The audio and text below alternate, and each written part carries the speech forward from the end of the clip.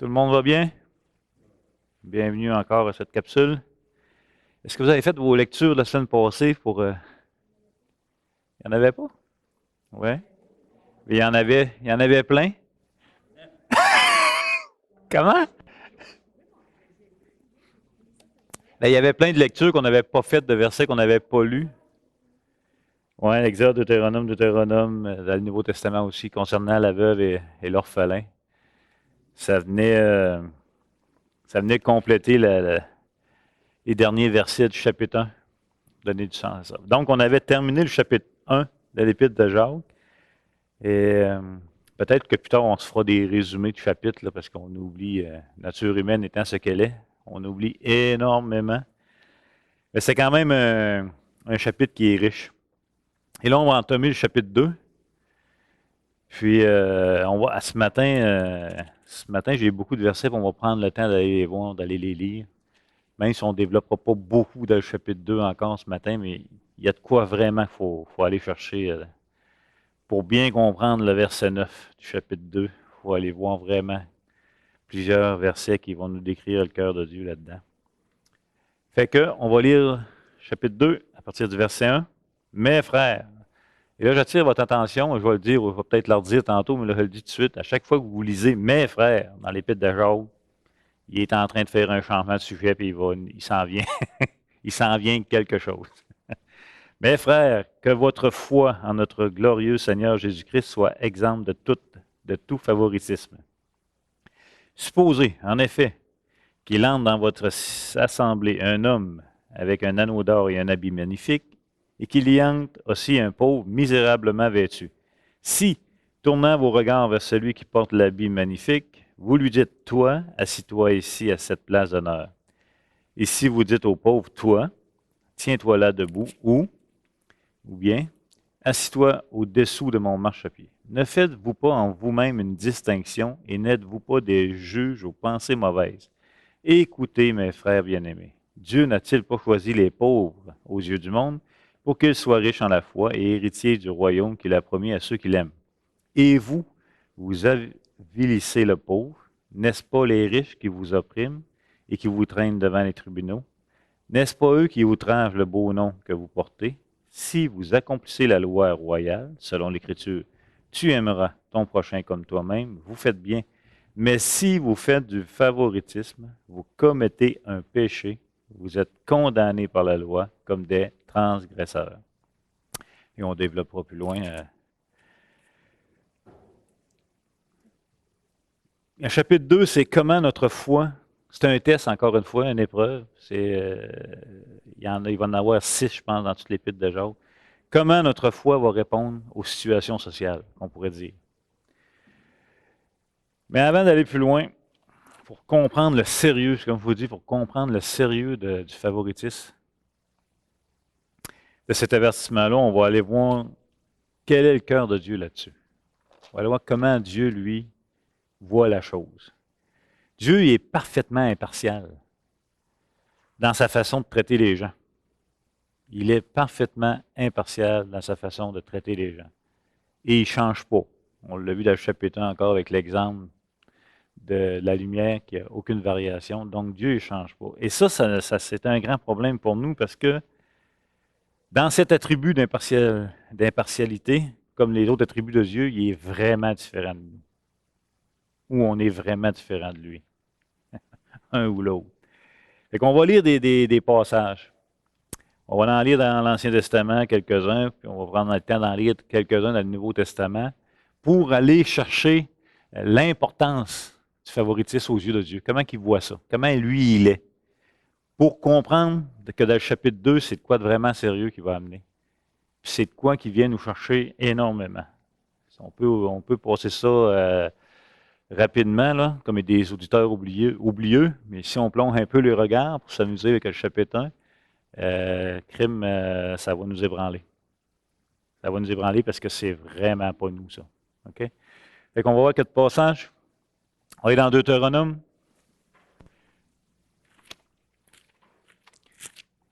Oups. On va aller dans le chapitre 1 de Deutéronome.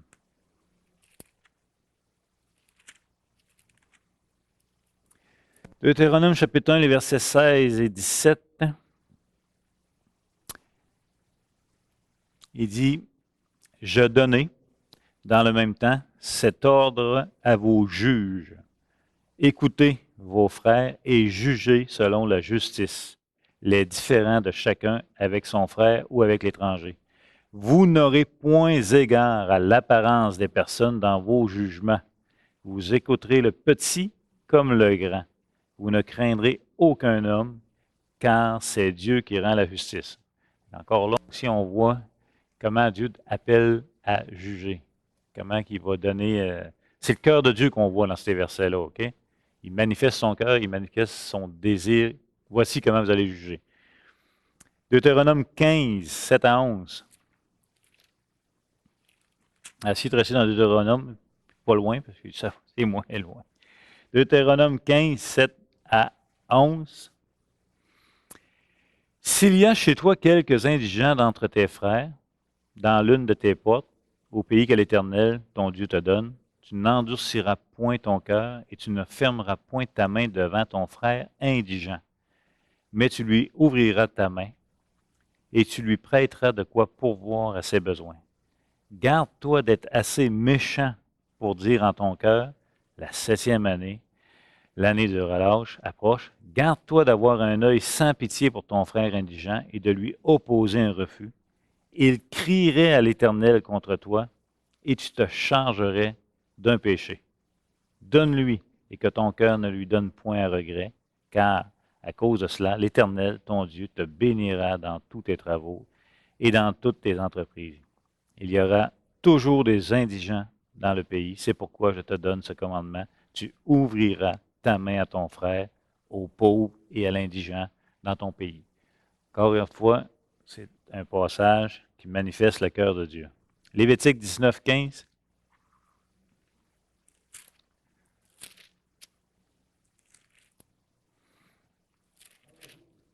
Lévitique chapitre 19, le verset 15.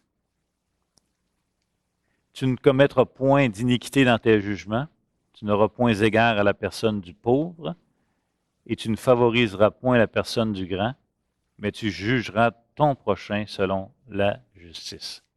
Et on pourrait en sortir dans de nombreux versets là-dessus. Et quand il y a de nombreux versets sur un même thème, entre autres sur le jugement et de ne pas avoir d'égard à l'apparence, c'est parce que on a besoin de l'entendre souvent ou c'est parce que c'est vraiment différent de ce qu'on est par nature déchue. Okay? Quelques versets dans le Nouveau Testament. Romains.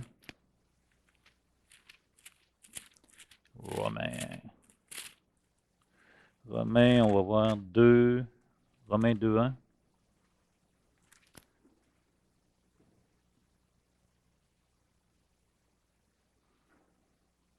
Étudie 2, 1, ouais.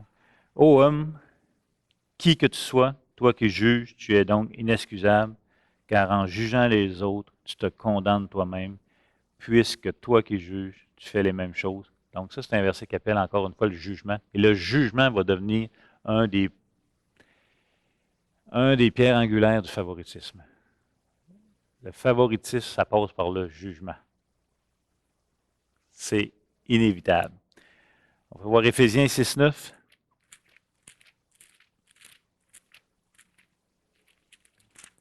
Éphésiens chapitre 6.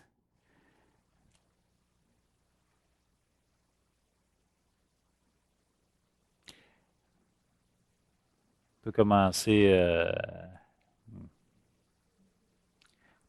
au verset 5. Serviteurs, obéissez à vos maîtres selon la chair, avec crainte et tremblement, dans la simplicité de votre cœur comme à Christ, non pas seulement sous leurs yeux, comme pour plaire aux hommes, mais comme des serviteurs de Christ qui font de bon cœur la volonté de Dieu. Servez-les avec empressement comme servants du Seigneur et non des hommes, sachant que chacun, soit esclave, soit libre, recevra du Seigneur ce qu'il leur a fait de bien.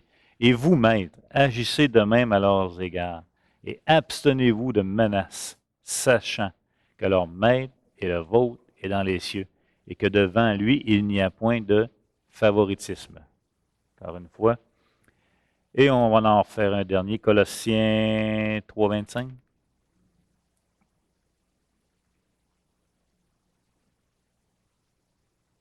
Commencer au verset 23, faire plus de contexte. Tout ce que vous faites, faites-le de bon cœur, comme pour le Seigneur, et non pour des hommes, sachant que vous recevrez du Seigneur l'héritage pour récompense. Servez Christ le Seigneur. Car celui qui agit injustement recevra selon son injustice, et il n'y a point de favoritisme. OK? Encore une fois, c'est le cœur de Dieu. Il faut vraiment prendre le temps de voir ça, parce qu'on est vraiment différents.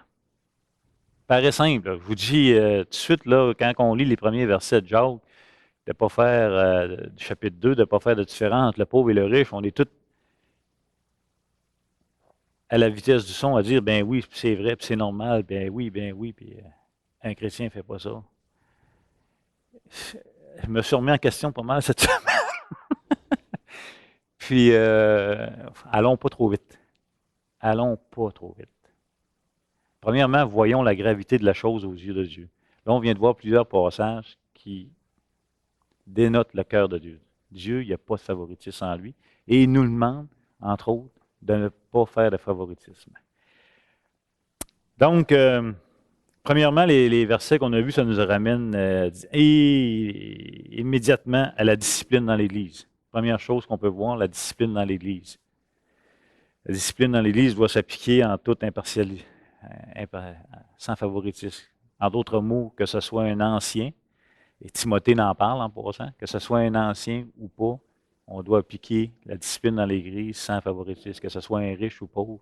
Donc, c'est quelque chose qui interpelle beaucoup l'Église et c'est quelque chose qui demande un défi de foi. Okay? Et on a vu aussi dans plusieurs des passages que Dieu a particulièrement une oreille attentive aux pauvres et à ceux qui sont maltraités injustement. Fait que ça aussi, c'est quelque chose qui met encore l'emphase sur le cœur de Dieu. T'sais. Déjà qu'être pauvre, c'est une chose. Mais si tu te fais opprimer parce que tu es pauvre, ça va pas bien. Et Dieu entend le cri des pauvres. Et Dieu est concerné par les malheureux, les pauvres, les gens faibles. Et c'est son cœur. Okay? Dans les évangiles, lors du ministère terrestre de Jésus, on peut noter énormément de constats dans ses jugements avec les gens. Il n'est pas affecté par ce problème de nature pécheresse d'être influencé par ce que l'on voit. Pour Jésus, il n'y a aucune différence. À qui il parlait, ça faisait mais vraiment aucune différence. Il pouvait parler aux riches comme il pouvait parler aux mendiants sans aucune différence. Il pouvait parler à une femme vertueuse ou à une prostituée sans aucune différence. Il pouvait parler au grand souverain sacrificateur ou au simple adorateur sans aucune différence. Il n'en est pas influencé. Son jugement est toujours juste. Il faut parler aux gens beaux, aux gens laids. Je n'ai pas vu d'exemple là-dedans, mais j'imagine que ça doit être pareil comme aujourd'hui. Il y a des gens qui sont plus favorisés par un beau visage que d'autres. On pourrait parler aussi de la grosseur que d'autres. Il n'est pas influencé par ça. Il n'est pas influencé quand il parle avec une personne qui est honnête, quand il parle avec un bandit, un voleur. Il n'est pas influencé quand il parle à un chef ou un esclave, un roi ou à ses sujets. Donc, quand on regarde les évangiles, dans le comportement de Jésus, c'est clair qu'il n'est pas affecté par ce problème de favoritisme. Pourquoi? Bien, il est Dieu de toute façon. Et le cœur de Dieu est juste dans ses jugements, dans ce phénomène-là. Donc, Jésus se préoccupait du cœur de l'homme sans être affecté par l'état ou l'apparence. Et des fois, ça fait notre affaire, puis des fois, ça le fait moins. Hein? Des fois, on lit les évangiles, puis quand ils te ramassent les pharisiens, puis ils te les traitent de race de vipères ou de murailles blanchies, on est quasiment là. Ah, c'est bon, ça. Ah oui, t'as bien fait de leur parler de même. Encore une fois, on manifeste notre nature pécheresse quand on réagit de même. Là. Mais d'autres fois, il va s'adresser aux prostituées ou faire, dépendamment de notre culture du temps aussi, ça va nous affecter ou ça va nous heurter. Ou quand il y a, moi, toujours un passage qui m'a toujours fasciné, master, j'ai fait mon deuil, je le comprends mieux, puis C'est quand Jésus a guéri l'oreille du grand souverain sacrificateur dans le jardin d'Éden, pas dans le jardin d'Éden, dans le jardin de Gethsémané, lorsque Pierre il avait coupé l'oreille avec son couteau. Jésus, qu'est-ce que tu fais là? Répare, dis pas son oreille. Encore une fois, il est juste. Et tous ses mouvements, ses actions, ils sont justes et pas affectés par du favoritisme comme nous, on peut l'être. Je dis comme nous, il faut m'inclure. Vous, peut-être pas. Attention, par exemple, il faut juste ramener le balancier. Être exempt de favoritisme, ça ne veut pas dire de ne pas honorer certaines fonctions. OK? Être exempt de favoritisme, ça ne veut pas dire de ne pas honorer certaines fonctions. Et ça, les Écritures sont aussi bien claires. Par exemple, Lévitique 19, 32, je ne sais pas si vous vous souvenez de ce verset-là, un verset que j'aime beaucoup. Un verset qu'on avait beaucoup travaillé, Olivier, dans le temps que vous étiez ado.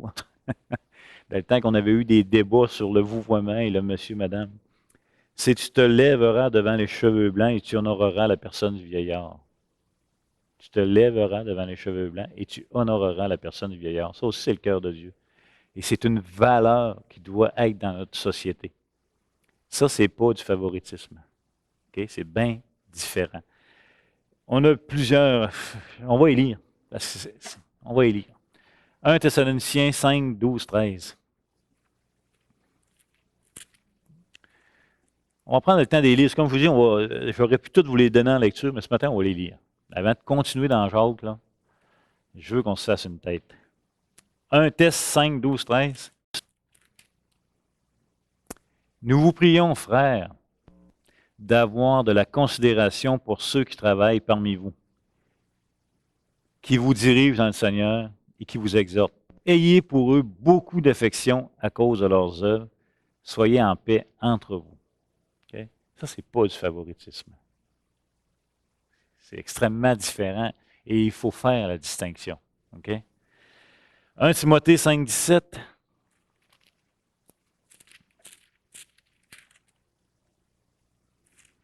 S'il y a quelqu'un qui le trouve avant moi, là.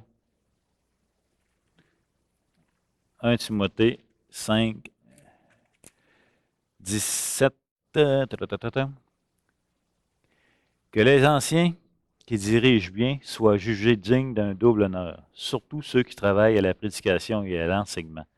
Car l'Écriture dit, tu ne mesureras point le bœuf quand il faut le grain, et l'ouvrier mérite son salaire. Puis on peut, les versets suivants, c'est aussi les versets qui parlent de la discipline, qu'il n'y a pas de différence quand tu viens le temps d'appliquer une discipline, que ce soit un ancien ou pas, etc. Mais les Écritures sont aussi claires d'honorer ceux qui travaillent à l'enseignement, à la prédication.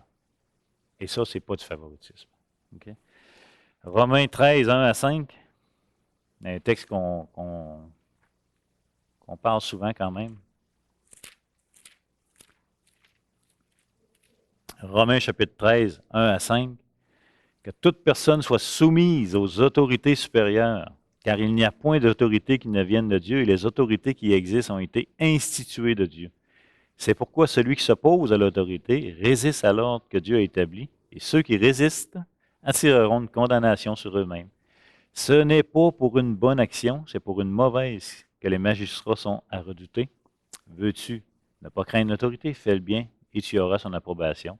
Le magistrat est serviteur de Dieu pour ton bien. Mais si tu fais le mal, crains, car ce n'est pas en vain qu'il porte l'épée, étant serviteur de Dieu pour exercer la vengeance et punir celui qui fait le mal. Il est donc nécessaire d'être soumis non seulement par crainte de la punition, mais encore par motif de conscience. Et un dernier, 1 Pierre 2, 17.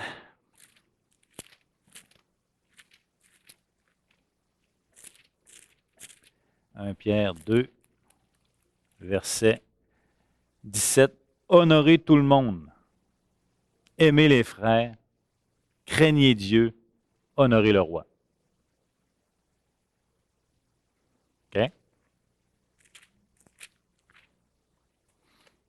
C'est vraiment important de bien faire la différence entre honorer les gens, honorer des fonctions, versus juger.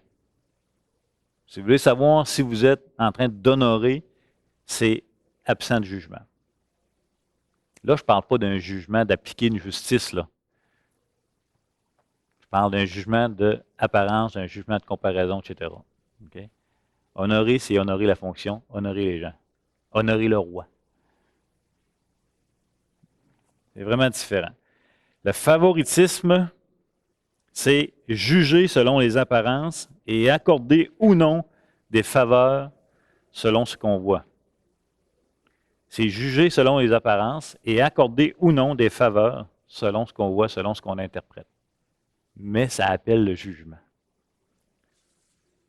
C'est inévitable. Un texte que j'aime énormément, Ecclésiaste. Ecclésiaste, chapitre 9, 13-18. Vraiment un beau texte. On lit ça ensemble? J'ai aussi vu sous le soleil ce trait d'une sagesse qui m'a paru grande. Il y avait une petite ville, avec peu d'hommes dans son sein. Un roi puissant marcha sur elle, l'investit et éleva contre elle de grands forts. Il s'y trouvait un homme pauvre et sage, qui sauva la ville par sa sagesse. Et personne ne s'est souvenu de cet homme pauvre. Et j'ai dit, la sagesse vaut mieux que la force, cependant la sagesse du pauvre est méprisée et ses paroles ne sont pas écoutées. C'est pas pire, hein? Les paroles des sages tranquillement écoutées valent mieux que les cris de celui qui domine parmi les insensés. La sagesse vaut mieux que les instruments de guerre, mais un seul pécheur détruit beaucoup de bien. Vraiment un beau texte. Ça veut dire quoi, entre autres? Juger sur les apparences peut nous faire manquer à plusieurs reprises les provisions de Dieu pour nos vies. Juger selon les apparences peut nous faire passer à côté de des provisions que Dieu met sur notre chemin. Rappelez-vous, l'attribut de Dieu là-dessus, c'est pas la nôtre. On est vraiment différents. Et c'est pour ça que Jacques va mettre un emphase très fort. Donc, le chapitre 2, verset 1 commence par « Mes frères ». Encore une fois, et quand Jacques utilise cette expression, non seulement il s'adresse aux croyants, mais il les amène sur un autre sujet. Mes frères, ça sert de transition dans son épître. On voit 2 fois, il va le faire dans le chapitre 2. Il commence avec, chapitre 2, il commence avec mes frères au verset 2, puis il va au verset 1, je pense, puis il va aussi le faire un petit peu plus loin pour tomber sur un autre sujet sur la foi sans les œuvres. OK? Encore une fois, le chapitre 1 a traité du test de votre foi. En d'autres mots, comment notre foi répond à la parole de Dieu. Ça a été le chapitre 1. Et le chapitre 2, 1 à 13, c'est un autre test, c'est comment notre foi répond aux distinctions sociales. Donc, notre foi doit être exempte de tout favoritisme. Il dit notre foi en notre glorieux Seigneur. C'est une expression qui semble se rapprocher à la gloire de Shekinah. La gloire de Shekinah, c'est la manifestation visible de la présence de Dieu. Par exemple, la colonne de nuée dans le désert ou la colonne de feu ou le buisson ardent, c'est des manifestations de la gloire de Shekinah, une manifestation visible de la présence de Dieu. Et l'expression que Jacques utilise semble se référer à la gloire de Shekinah, ce qui fait bien du sens puisqu'il s'adresse principalement à des Juifs dans sa lettre qui connaissent très bien ce concept-là, donc ils peuvent très bien faire le lien avec ça. Mais avant d'aller plus loin, Jacques est très clair au verset 9. Okay? Avec tout ce qu'on vient de voir dans les Écritures, Ancien et Nouveau Testament, sur le cœur de Dieu, sur comment traiter les pauvres, le favoritisme, etc., le verset 9, il dit quoi? Il dit, mes frères, si vous faites du favoritisme, vous commettez un péché. Vous êtes condamnés par la loi comme des transgresseurs. C'est clair. Jacques n'est pas en train de dire, écoutez, faites attention. Soyez sages. Ne soyez pas une pierre d'achoppement. Non, non. Vous commettez un péché. Idée radicale. Il ne dit pas non plus que c'est une question de culture, c'est pardonnable, à cause de votre culture, certaines cultures, c'est ça. Non, c'est péché. En d'autres mots, Jacques est très clair. Tu n'as aucune justification devant le favoritisme. C'est un péché. That's it.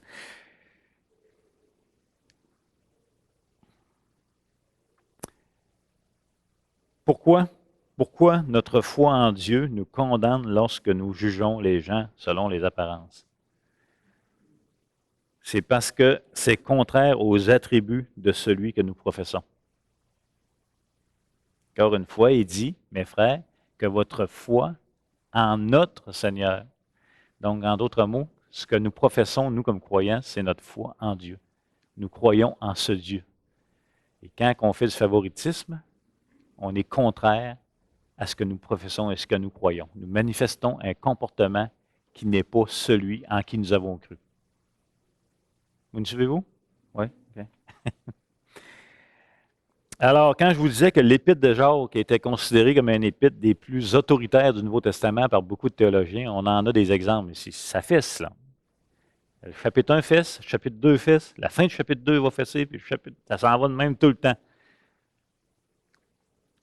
Et constamment, nous échouons sur cette position. Si on prend le temps, là. Si on prend le temps d'analyser ce texte-là, d'analyser comment est le cœur de Dieu sur le favoritisme, puis d'analyser comment on exprime, comment on réagit. Moi, là, je parle de moi, OK? Moi, là, une simple voix au téléphone de quelqu'un que je ne connais pas, je ne sais pas comment je suis fait, je suis mal fait, il y a comme un déclenchement de jugement qui part dans ma tête. Juste à entendre sa voix au téléphone, je me fais un jugement. Moi. Une belle voix, une petite voix, une voix niaiseuse, une voix... Un accent. Ah non, continue de m'appeler, continue de m'appeler. Mais moi, c'est que c'est foufou de même. Une photo. Une photo va influencer mon jugement. Je ne connais pas personne, là. Je l'ai jamais vu. Photo. Comment elle est habillée? Es-tu belle? Es-tu pas belle? Sourire, mes cheveux. Moi, ça fait ça. Ça vient éveiller en moi un jugement. Un premier contact, hein? Vous n'avez jamais connu une personne, jamais rencontré une personne, le premier contact que vous vous faites? Moi, là, en tout cas. Il y a souvent, encore une fois, un déclenchement qui se promène dans ma tête. Ouais, ouais. Pas comme moi, lui. Je veux dire, un message. Hein, Yves? T'entends un message d'un prédicateur. Et encore des fois, un déclenchement qui se fait, tu vas te faire un jugement. Pourtant, c'est un message. Pourtant, c'est un sujet. On est fou de même. Mais si on ne réalise pas qu'on est fou de même, on va être un auditeur oublieux. On va toujours se penser fin. Puis on va toujours se penser qu'on agit selon le cœur de Dieu sur ce sujet-là.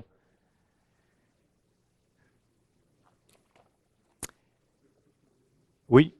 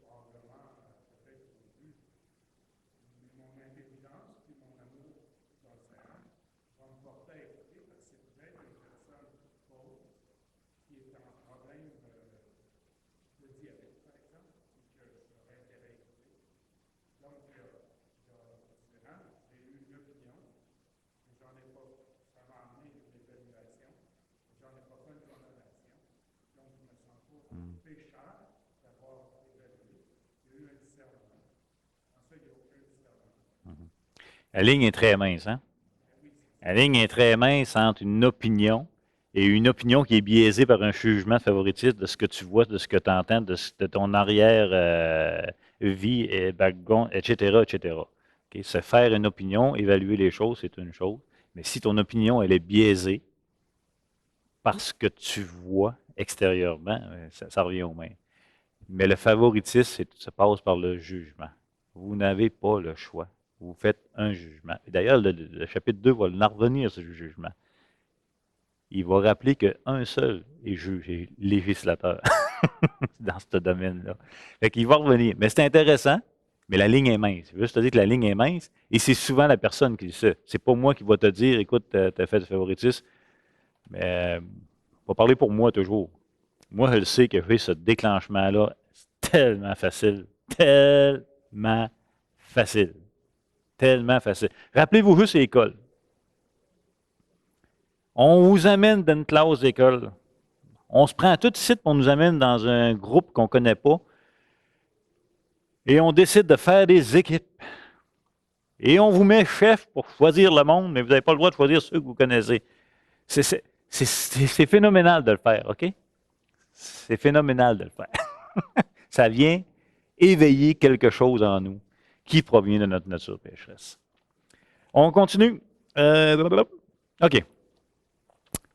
Donc, si nous sommes moindrement honnêtes, on peut confesser à Dieu, au Dieu de gloire, que d'avoir une vie sans jugement ou sans favoritisme, c'est impossible. C'est impossible. OK? Ça va être possible même que vous soyez mort avant ça. C'est pas possible. C'est une mauvaise ou une bonne nouvelle? Ben, c'est une motadine de bonne nouvelle. Pourquoi c'est une bonne nouvelle? Parce que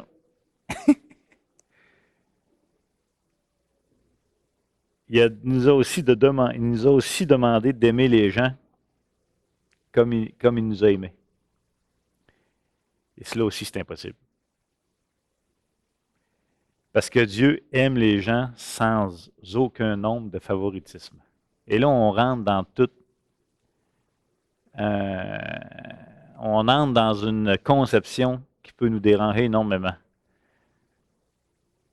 Mais comment ça va se faire, ça? Ben, c'est en restant pleinement dépendant de celui qui t'a aimé.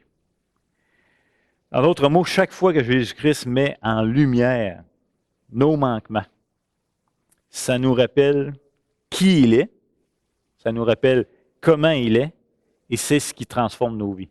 Ce qui transforme nos vies, c'est la connaissance de notre Dieu, et non un comportement qu'on peut maîtriser extérieurement. C'est pour ça que c'est une bonne nouvelle. Quand Dieu met en lumière nos manquements, ça nous fait voir qui il est, comment il nous gère, quelle grâce il a, comment il nous pardonne, comment il nous aime, etc. Et c'est ce qui transforme nos vies. Okay? Donc, la condamnation de Dieu sur nos manquements, lorsque reçue dans l'intégrité, dans l'humilité, produit la vie dans le croyant. Et voir les gens et ne se pensant pas meilleur qu'eux devient quelque chose de bien évident. Comprenez-vous? C'est voir les gens au-dessus de nous-mêmes. Pas un passage là-dessus? Comment ça peut devenir évident? C'est que quand Dieu, dans son amour et dans sa grâce, permet de mettre en lumière notre propre vie, nos propres manquements, nos propres faiblesses, et là, on se met à connaître celui qui nous a aimés, comment il nous a aimés, quelle grâce qu'il nous fait. Ça crée la vie en nous parce qu'on connaît celui qui nous éclaire et ça nous fait voir les autres au-dessus de nous sans aucun problème. On va continuer la semaine prochaine. J'ai une définition, c'est pas moi qui l'ai écrit, là. C'est dit, puis je sais pas qui l'a écrit. Je n'ai pas l'auteur, mais c'est pas. Il faut quand même dire que c'est pas moi, là. Je commence, moi. Il dit le seul favoritisme que Dieu honore est celui dans lequel l'humilité nous fait regarder les autres comme étant au-dessus de nous-mêmes. Le seul favoritisme que Dieu honore. C'est Philippiens 2.3. Des lectures pour la semaine prochaine qui va nous donner un petit peu de contexte. Vous allez voir, en faisant les lectures, vous devriez être capable d'associer là, Romains chapitre 15. Romains chapitre 15, versets 25, 27 à 27. Romains chapitre 15, 25 à 27. Luc 23, 11. Avec Acte 10, 30. Ces deux versets-là, c'est le même point qu'on veut soulever. Luc 23, 11, Acte 10, 30. Matthieu 23, 1 à 6. Et là, après ça, je vous donne quatre versets d'un proverbe encore, juste pour se rappeler avec le pauvre. Et, Proverbe 17, 5. Proverbe 17, 5. Proverbe 21, 13. Proverbe 21, 13. Proverbe 28, 27. Proverbe 28, 27. Et Proverbe 31, 9.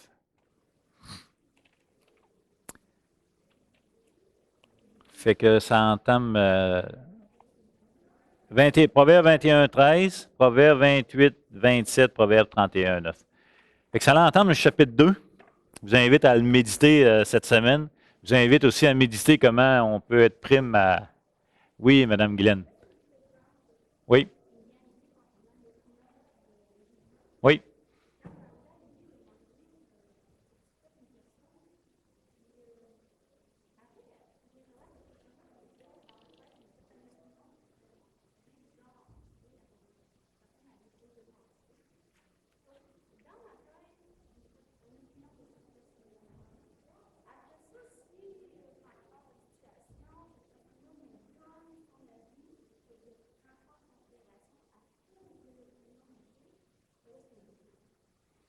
Ouais.